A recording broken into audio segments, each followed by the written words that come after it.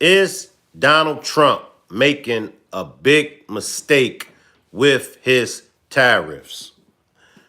Do Donald Trump really understand DEI? But before we get started with this demonstration, let me read my copyright disclaimer.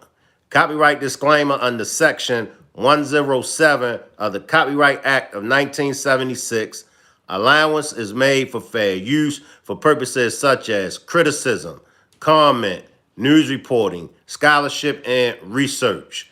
What that means is that everything that you hear in this demonstration is for entertainment and educational purposes only. Everything that you hear in this demonstration is only the opinions of mine and others.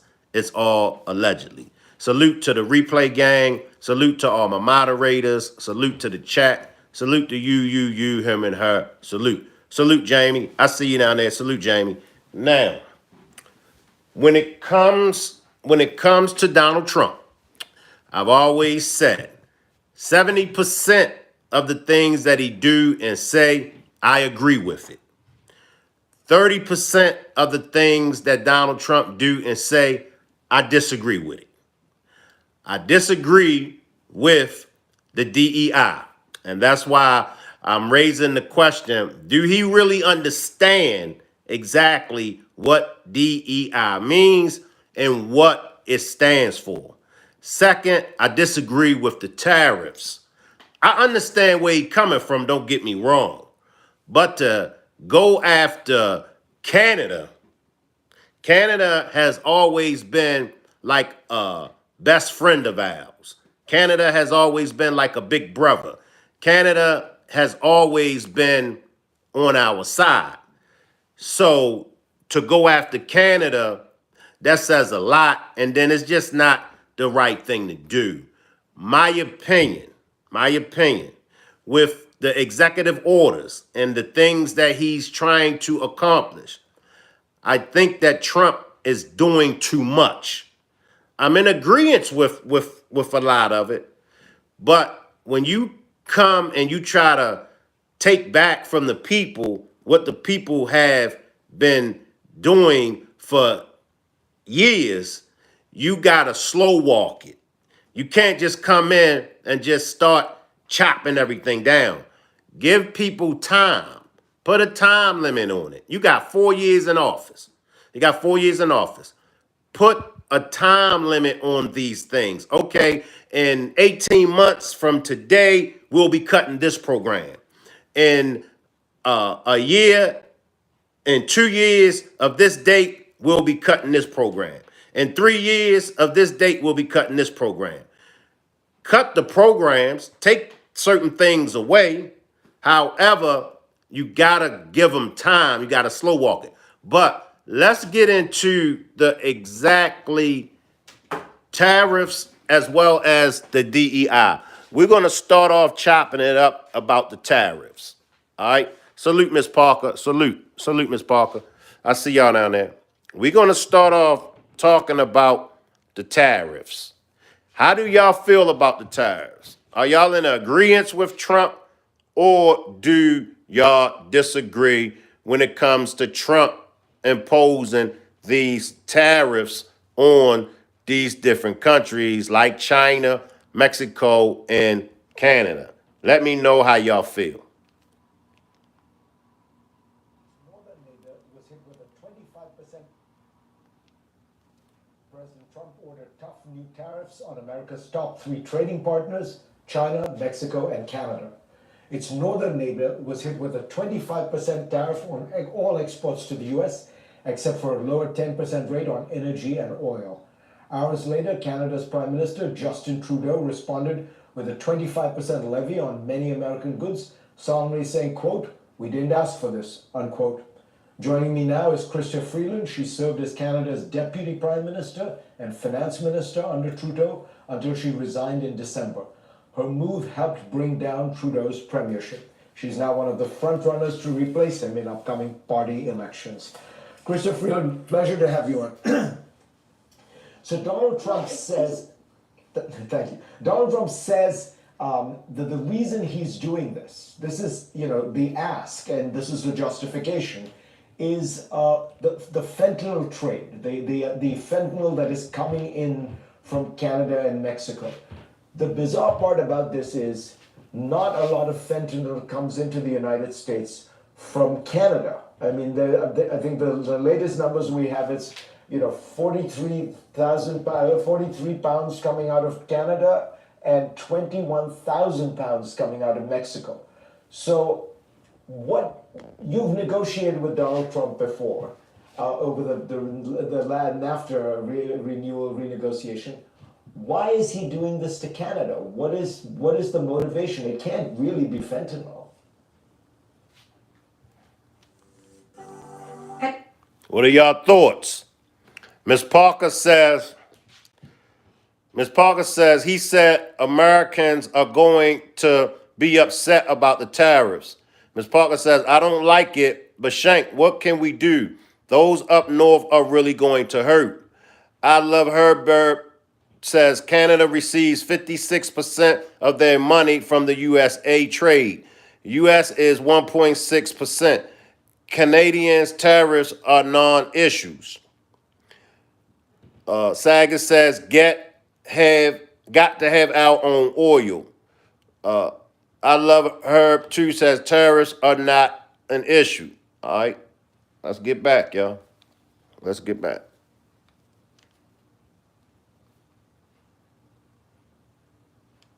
You're absolutely right, Fareed. The pretexts are utterly ludicrous. This action is utter madness. It is a betrayal of America's closest friend, of your ally, your neighbor, your best partner in the whole world. It is an act of economic warfare. And the president was clear just this morning that it is a direct attack on our sovereignty. And I have to tell you, Fareed, Americans are going to be astonished by the Canadian response. We're hurt, for sure, because we're your friends and neighbors. But most of all, we're angry, and we are united and resolute. Canada is the true north, strong and free. We love our country, and we are united. We are strong. We're smart. We're going to fight for our country. We're going to fight for Canada, and we're going to be successful. So let's put a little bit of substance on that. You're a much smaller economy than the United States. 75% of your exports come to the United States, whereas I think the other way around is like 12%. There's only so much you can do to retaliate with an economy that much larger than yours. So how do you do it in a way that's effective? Well, first of all, we have more leverage than Americans think. Canada is the largest market for the United States, larger than China, Japan, the UK, and France combined. And we know Americans. We know that for you guys, the customer is always right. We're your biggest customer. Doesn't make a lot of sense to be punching us in the face. How do y'all feel? How do y'all feel? She says, we Canadians, we know you Americans. And you Americans feel that the customer is always right. And that's true. And she said, we Canadians are you Americans' biggest customers. So do you want to make your biggest customers upset? Do you want to make your biggest customers angry with you? Salute Pretty Problem Niche. Y'all let me know. I told y'all how I feel when it comes to Canada. I feel like Trump is making a big mistake by doing the tariffs against Canada, as well as Mexico. I think he really should back off of Canada, at least right now. But y'all let me know how y'all feel. Is Donald Trump making a big mistake with his tariffs? Second thing, Fareed, as you know very well, is America's tariffs are self-harming. By putting tariffs on the stuff that Canada sells you, you are going to hurt Americans. You have put a tariff, you're putting a tariff on the oil and gas that we sell you. That is going to make prices at the pump, prices at grocery stores a lot higher. And the final thing for Reed is this matters to us so much more than it matters to you. Our very sovereignty is at stake. You are seeing a phenomenal, united and resolute response across Canada. And for Americans, does this really matter to you at all? I mean, do Americans wake up in the morning and say, wow, we got to beat up on those Canadians? I don't. What are your thoughts? No profanity in the chat, Frankie. No profanity in the chat. You can speak what you want to speak, but no profanity in the chat. Moderators, if they use profanity, time them out. No profanity in the chat, y'all. I don't think so. I think Americans actually recognize that we are a great partner, a great neighbor, a great friend, that this is ridiculous. It is not worth Americans suffering over this. As the Prime Minister said, we do not want this conflict, but we're not going to give in. When you look at this situation where the United States is basically levying tariffs on its closest allies, particularly Canada, really its oldest ally, does it make you think Canada is going to have to make its way in the world and find new markets and new friends? And of course, China, the second largest economy, comes up when one thinks about this? Freed, we have so many friends and even family members in the United States. Our preference and our hope is that you guys are going to come to your senses. Our preference and our hope is that we can go back to a win-win North American partnership. I mean, currently our trade should be governed by the USMCA, which we negotiated with President Trump. When we signed that deal, he said it was the best trade deal ever. So what we really want is for all the Americans who are listening to say, what the heck is going on? You mean we're fighting with the Canadians? And to get back to a reasonable, mutually beneficial relationship. That is our preference. I agree. I agree. Lee Smith says weird. I agree. I mean, Saget says, he says we will miss oranges and oil and minerals. We got Florida trade with Africa and our own oil and oil from Saudi, 26% to 25% equals. Like I said, going after Canada, it's like you picking on your little brother or you picking on your big brother. You know, you picking on your family. Canada has always been a good friend of ours, an old friend at that. Salute Kiki, the bartender. Appreciate you for pulling up. I'm not with Trump on this. This is the 30%. Like I said, 70% of Trump, I'm in agreement with him. 30%, I'm disagreeing with him. And the tariffs against Canada, Mexico, I disagree. I'm against that. Bub says we export a lot of our oil. Our refineries are set up to use Canadian oil. Phoenix says he had us 100% energy independent. Stop acting like we must depend on other countries. It's not that we must depend on other countries. It's just being good neighbors to other countries. It's just being a good friend to other countries. So don't get it twisted. It's not that I'm saying, it's not that the Canadians and other people are saying that we need Canada. It's not saying that we depend on them. It's just saying, why pick on a friend? Why go to war against an ally? Because as you can see, Canada ain't backing down. Now, if you can tell me something different, then I'll listen. But Canada ain't backing down. Why should they back down? Would you back down if I tried to come and bogart your house? Would you back down if I tried to come and set up shop in your backyard? Regardless of who I am, you ain't gonna back down. So why are we expecting Canada to back down? They're not supposed to back down. This is the 30% of Trump that I disagree. And when you have thought about this thing, you've talked about 100% tariffs on some things. You talked about a boycott of American goods, which would be not a formal legal thing, but you're just urging Canadians to stop buying American goods when they go to grocery stores. Is it also, are you also thinking in your proposals of doing something on oil? You know, we import a lot of oil from Canada. You hear what he's saying? We import a lot of oil from Canada. Canada has always been our friend. I got a lot of Canadians that's on TikTok that's my friend. I got a lot of Canadians on Facebook that's my friends. Canadians are cool people. I don't have anything bad to say about Canadians. I don't have no ill feelings towards Canadians. Canadians has always been our friends. Now, maybe I'm missing something. Maybe I'm missing something. But when it comes to Canadians, they've always shown Americans love. Always. So I'm against Trump with the tariffs against Canada. Fareed, I'm glad you mentioned the boycott because that is already happening across the country.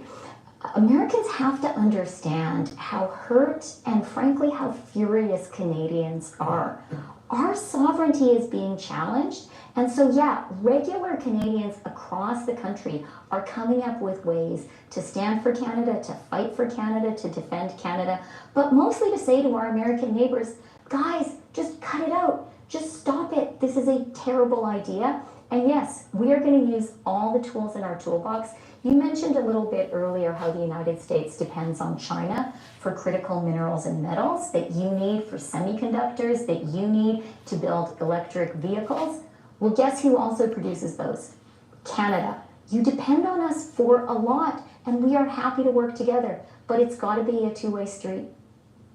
So you did negotiate with Trump, and so you do have a sense of him. And I'm wondering, you know, what do you think is going on? Because the fentanyl reasoning, you know, is plainly not important. It, you know, Canada, I think it sends 0.002% of the fentanyl that Mexico sends, that passes through Mexico. It's all really coming because of American demand for it. But he then had talked about making Canada the 51st state, which is obviously, again, not going to happen. What is he doing? What, in your view, what is he trying to do? That's another thing that I disagree with. I disagree when he was talking about making Canada the 51st state of the United States of America. No, I wasn't in agreement with that. I disagreed with that as well. I disagree with it all when it comes to Canada. Leave Canada alone. That's my personal opinion. You know, leave Canada alone. What is he doing? What, in your view, what is he trying to do? Look, that is, of course, a question first and foremost for the president. You're totally right, Fareed, that the pretexts for beating up on Canada are totally ludicrous. I think we all do know one thing about President Trump. The one thing he respects is strength, and if he sees weakness, if he smells weakness, he pushes harder and harder and harder. And so what you are going to see, what America is going to see, what the world is going to see from Canada is total strength, total unity, and a very smart surgical strategic approach. Now, you're an economist of sorts. You have a very distinguished career as a writer in economics. When you look at where we are, you know, a trade war between the United States and its closest ally, possibly the Peterson Institute says that this could produce inflation in the United States on a fairly significant scale. I think they have a chart that shows that it could go up 3-4%.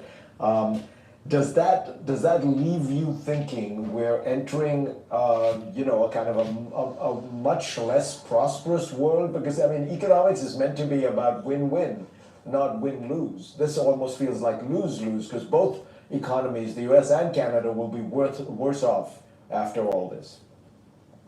Look, you're totally right. The path the US is on right now is a lose-lose path. And at the end of the day, you cannot defy the laws of economics.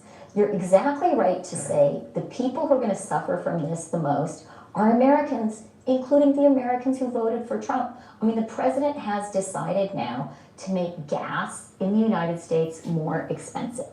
He's decided to make groceries in the United States more expensive. And our retaliation is going to cost Americans jobs. That it's completely ridiculous. We do not want to do this. And the right thing for Americans to do right now is to kind of shake their heads and say, guys, the Canadians actually are great partners. They're great neighbors. Let's not do this, because I want to tell you, Canada is formidable. We are resolute. We are determined. We know what we're fighting for. We don't want to have this fight, but we're not going to lose it. And I agree, y'all. I agree. Like I've always stated with Trump, 70% I'm with. 70% I agree. I agree with Trump. I believe that when it comes to making America great, I believe that Trump can get the economy going. I believe that Trump can do a good job in office. Focus on what's going on in the United States of America first. That should be the first thing. Get the country in order. We ain't got no time to be trying to play gangster with China. We ain't got no time to be trying to play gangster with Canada. We ain't got no time to be playing gangster with Mexico. Why? Because they're not going to back down. What happens if, because of this move that Trump is attempting to make, what happens if China, Mexico, and Canada come together? It's no way in the world that America is going to be able to beat China, Mexico, and Canada if they are all together. Hang it up. I know as Americans, I'm an American. I know as an American, we feel like we are untouchable. We feel like can't nobody touch us. But even MC Hammer took a fall. Remember MC Hammer? You can't touch this. Even MC Hammer took a fall. Like she said, this move that Trump is putting down, it's going to hurt the American people. We as the people are going to suffer, not Trump. Trump won't suffer in this move that he's making. Like I said, I'm with him 70%. I agree with 70% of the things that Trump says. 70% of the things that he do, I'm with him on it. But it's 30% I disagree. And I disagree with this. It's a bad move to go after Canada. It's a bad move to go after Mexico. It's a bad move to go after China. It's just a bad move. The tariffs, for me, I'm not feeling them, because Canada ain't backing down. Why should they? Now, unless y'all could tell me, and I'll listen to the Canadians. If you are a Canadian, do you feel that Trump's tariffs, do you agree with Trump's tariffs? Any Canadians? Any Mexicans? Anybody from China that actually agree with Trump's tariffs? Because I'm not in agreement with it. No. We're about to get into a messy, messy war. We're about to witness a chess match. For all those that play chess, y'all know how it goes in chess. We're about to witness a chess match. But you got one chess master, which is Trump, up against three chess masters: Canada, China, and Mexico.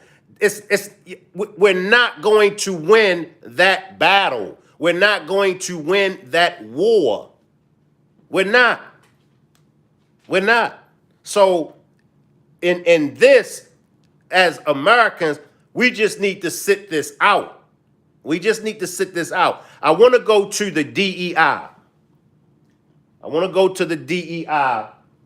And I want to know, do Trump fully understand Do we fully understand? Give me a minute, y'all. If you got a comment that you would like for me to read, put it in a super chat. If you got a question that you would like for me to answer, put it in the super chat. The chat moving too fast and I can't keep up with all of y'all comments. But as Americans, we have to humble ourselves. We got to humble ourselves as Americans. We can't be the big bad wolf of the whole world. We can't roam around the earth bullying everybody and making everybody bow down to us. You know what I mean? Because we say so. No, that's not how this thing works. That's not how this thing works. We already viewed around the world as bullies. So why do we want to play into that they already view us around the world as being bullies?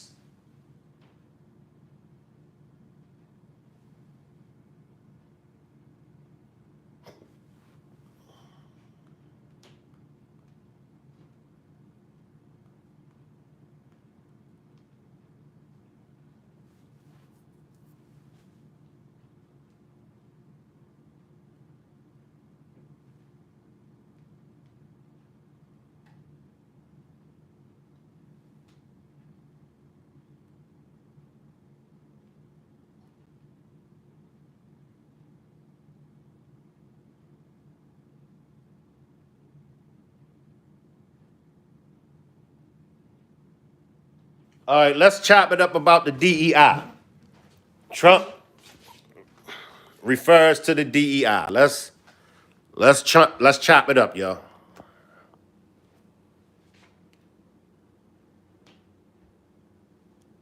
Know the names of didn't yet know the names of the 67 people who were killed, and you are blaming Democrats and DEI policies and air traffic control and seemingly the member of the U.S. military who was flying that Black Hawk helicopter. Don't you think you're getting ahead of the investigation right now? No, I don't think so at all. I don't think with the names of the people, you mean the names of the people that are on the plane? You think that's going to make a difference? Does it comfort their families? They are a group of people that have lost their lives. If you want a list of the names, we can give you that. We'll be giving that very soon. We're in coordination with American Airlines. We're in coordination very strongly, obviously, with the military. But I think that's not a very smart question. I'm surprised coming from you. What are y'all thoughts? Trump blames the DC plane crash on the DEI. What are y'all thoughts? Thank you, President Trump. Thank you for being here.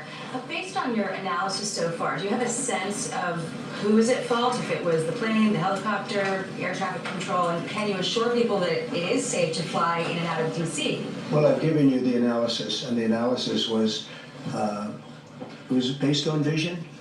You had a lot of people that saw what was happening. You had some people that knew what was happening. There was some warnings, but the warnings were given very, very late. You know, those warnings were given very late. It was almost as they were given. A few seconds later, there was the crash. It should have been brought up earlier. But the people in the helicopter should have seen where they were going. I can't imagine people with 20/20 vision not seeing, you know, what's happening up there. Again, they shouldn't have been at the same height. You're going in reverse directions or sideway directions. Obviously, you want to be at different heights. I see it all the time when I'm flying. You have planes going in the opposite. They're always lower. We're higher. So if somehow there's a screw up, there's not going to be a tragedy. It'll be close, but you know, there's never going to be a tragedy if you're in a different elevation. For whatever reason, they were at the same elevation. And also, from the American Airlines Center, he's along the track that every plane is along. You say, what was a helicopter doing in that track? It's very sad. But visually, somebody should have been able to see and taken that helicopter out of play. And they should have been at a different height. What are y'all thoughts? What are y'all thoughts? Now I'm going to go to some legal experts. What are y'all thoughts on that plane crash? Who's to blame?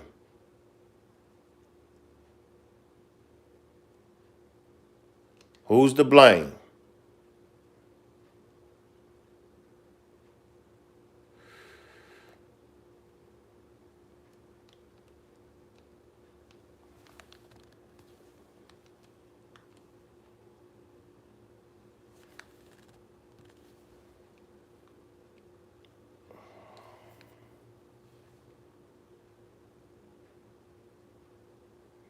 Once again, no profanity in the chat, y'all.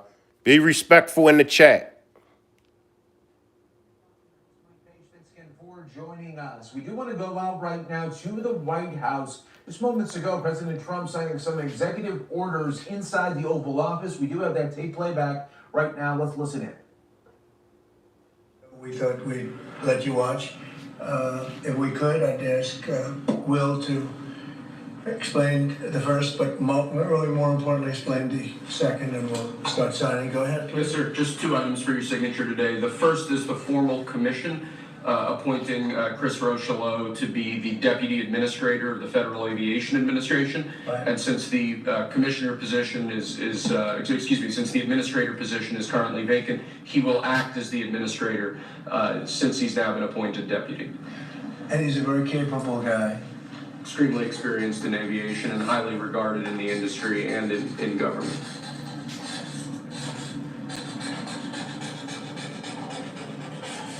Okay. Thank you, sir. Thank you. Second, for your signature, we have a presidential memorandum titled Immediate Assessment of Aviation Safety. In light of the damage done to aviation safety by the Biden administration's DEI and woke policies, what this presidential memorandum orders is for your Secretary of Transportation and FAA Administrator, in this case acting FAA Administrator, to basically ensure that we are actively undoing all of that damage, that we are assessing how much damage was done. And All right, Sagas says the girl flying didn't have the hours, credentials, plus hired by last administration, and she was by. How many of y'all agree with Sagas 01? Drop a 1 if you agree with Sagas. Drop a 2 if you disagree. Sagas says the girl flying didn't have the hours, credentials, plus hired by last administration, and she was by. Drop a 1 if you agree with Sagas. Drop a 2 if you disagree. that we're ensuring that people hired within the FAA, in keeping with your memorandum of January 21st, are only the most outstanding, capable people for the jobs that they're being hired into. In other words, competence. Yes, sir. Elevating competence over everything else instead of the DEI policies that were pursued by the Biden administration. I think everyone understands that. And Obama, Yes. both of them. Okay, but Biden much worse, not even a contest. What they've done is just crazy in so many other ways. Okay? Mr. President, to be clear, are you saying race or gender played a role in this tragedy? It may have, I don't know. They asked the question, do race and gender play a part in the crash? Trump says it might. It may have. Did y'all catch that? I'll backtrack it. The reporter asked him, do you think race and gender played a part in the crash? Trump answered, maybe. What are y'all thoughts? Okay? Mr. President, to be clear, are you saying race or gender played a role in this tragedy? It may have, I don't know. Incompetence might have played a role. We'll let you know that. But we want the most competent people. We don't care what race they are. We want the most competent people, especially in those positions. And you're talking about extremely complex things.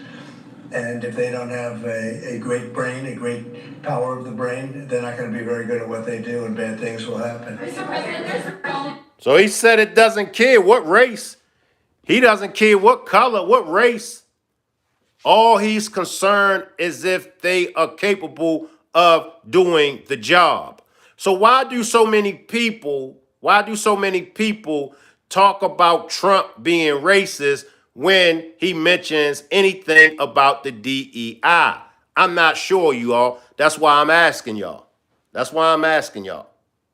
There have been concerns about the amount of congestion out of DC airport. Do you think that there's too many flights coming out of that airport? No, I think we need very smart people running the flights and doing it. You know, the ones that aren't good, when they'll either do one of two things: they'll have too many coming in and they can't handle it, or they'll have the people waiting up in the air, which everyone's been caught in that situation, and circling the airports for an hour, and that's no good either. Mr. President, are you aware?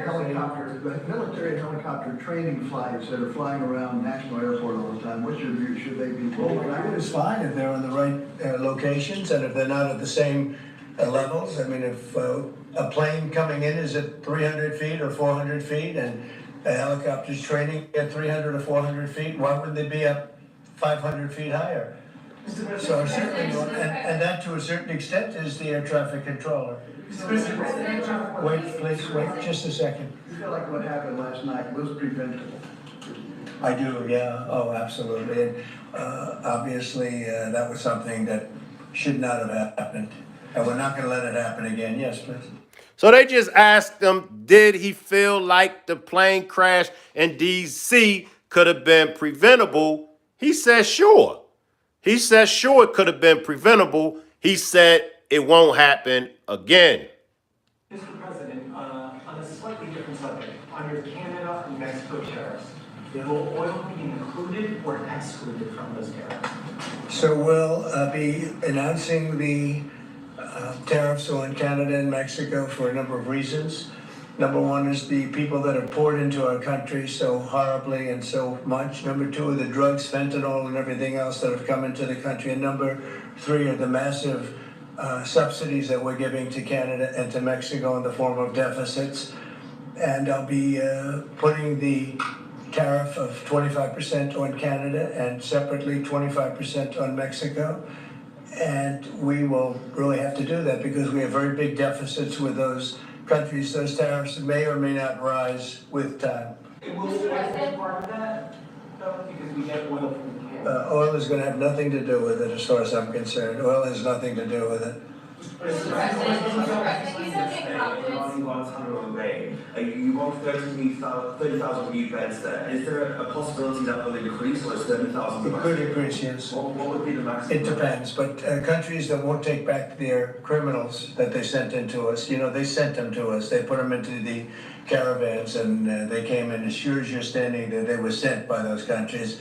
Then they're going to be met very harshly with sanctions, etc. When are you hoping to have Guantanamo Bay, this new facility up and running? It'll be up pretty quickly. How much do you think it's going to cost? Not very much. It's, a lot of the structure is already there, as you know. Mr. President, you said that incompetence may have played a role. Are you aware of any performance issues or disciplinary actions that were taken against anyone who was working the tower last night or flying the plane? No, and I hope that's not the case in this case, but certainly over the years it's been the case. And it's the case with respect to close calls, and it's the case with respect to circling for hours on end. You know, planes circle a lot, and they circle because the people bringing them down. So I didn't detect anything yet as far as Trump being racist and Trump using the DEI as racist comments. But we're going to have to pick this up later on today on my main channel, Shank Rock. So make sure y'all subscribe to the main channel, Shank Rock. And I'll see everybody back at 5 p.m. Give me time to really dig deep into this DEI because I'm just really getting on the actual DEI case. You know what I mean? Because I've been, following other things. So I'll see everybody back on the main channel at 5 p.m. The main channel is Shank Rock. And y'all got to respect my chat. Y'all got to respect my moderators. No profanity. No profanity. If you got to use the B word, just use the letter B. If you got to use the F word, just use the letter F. If you got to use the S, just use the letter S.